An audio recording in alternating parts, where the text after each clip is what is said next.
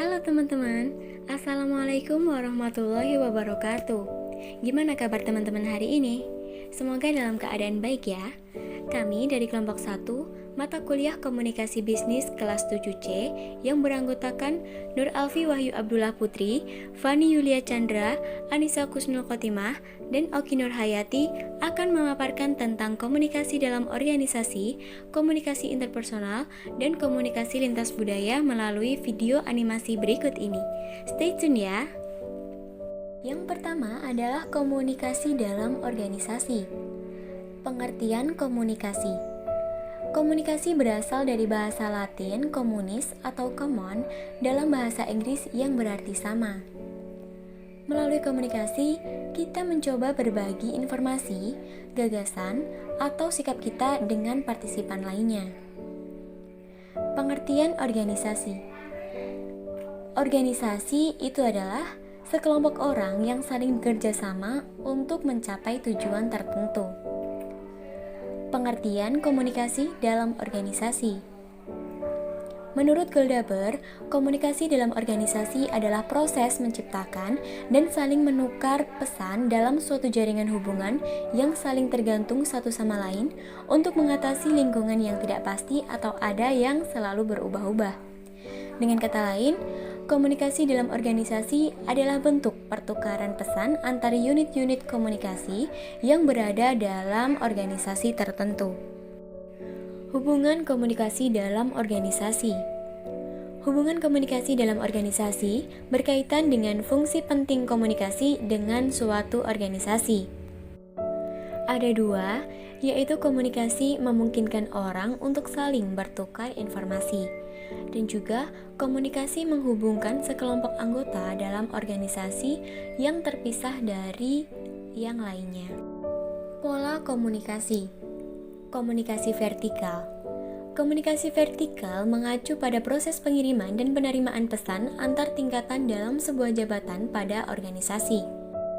Komunikasi horizontal. Komunikasi yang terjadi antara bagian-bagian yang memiliki posisi sejajar atau sederajat dalam suatu organisasi. Komunikasi diagonal, yaitu bentuk komunikasi ini melibatkan komunikasi antara dua tingkat organisasi yang berbeda.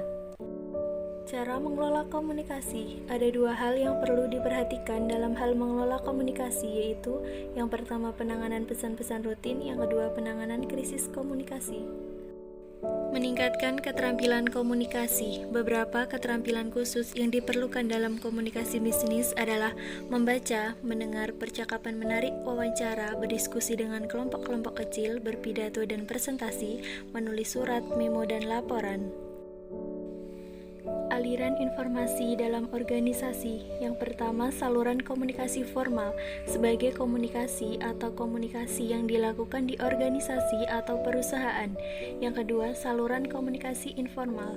Komunikasi informal akan dimaknai sebagai komunikasi yang terjadi di luar jaringan komunikasi resmi.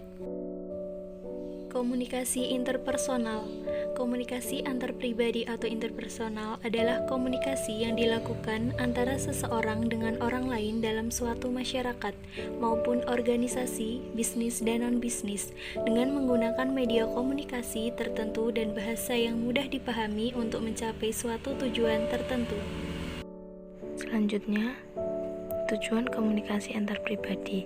Jadi tujuan komunikasi antar pribadi ada 6. Yang pertama adalah menyampaikan informasi, yang kedua berbagi pengalaman, yang ketiga menumbuhkan simpati, yang keempat melakukan kerjasama, yang kelima menceritakan kekecewaan atau kekesalan, dan yang terakhir menumbuhkan motivasi.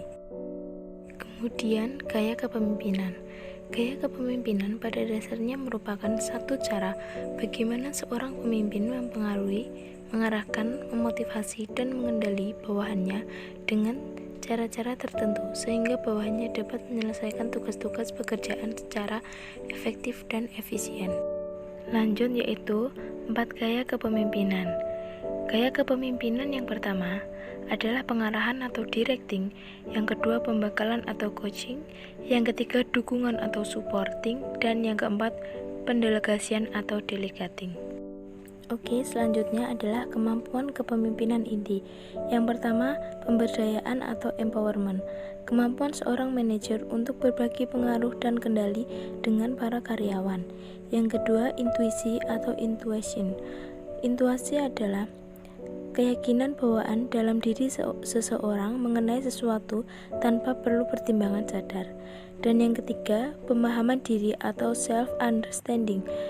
Kemampuan untuk mengenal diri sendiri, baik kekuatan maupun kelemahannya. Yang keempat, visi atau vision. Kemampuan untuk berimajinasi pada situasi yang berbeda dan situasi yang lebih baik dengan cara bagaimana mencapainya. Dan yang terakhir, nilai kesesuaian atau value congruence. Kemampuan untuk memahami dan memadukan prinsip-prinsip organisasi dengan nilai-nilai karyawan. Oke, selanjutnya, mendengarkan sebagai keahlian antar pribadi. Dalam hal ini, istilah mendengarkan atau listening bukanlah kegiatannya statis tapi dinamis, yaitu merupakan kegiatan mendengar secara aktif percakapan dengan orang lain yang dituntut adanya konsentrasi secara penuh dan tidak terpengaruh oleh faktor-faktor dalam suatu percakapan tersebut. Oke, selanjutnya yaitu kebiasaan sebagai pendengar yang efektif akan menghasilkan hal yang positif. Yang pertama, akan disukai orang lain karena kepuasan komunikasi.